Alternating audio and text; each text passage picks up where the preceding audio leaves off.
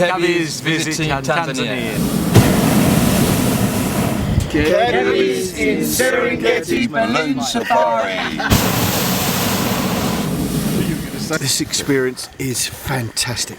It's an absolutely unforgettable experience. You've got to come and experience nature. We're having a great trip.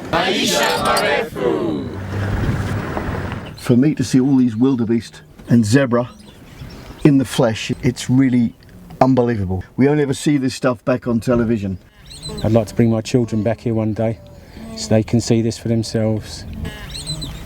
The money filling your wallet, but adventure fill your soul. This is the place to come on safari. There's just so much to see and so much to do.